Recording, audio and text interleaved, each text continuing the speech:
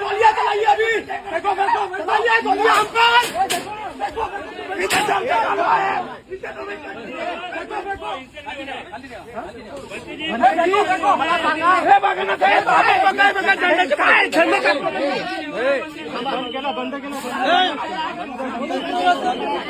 है, यांच्या लागतो त्या काढा मारी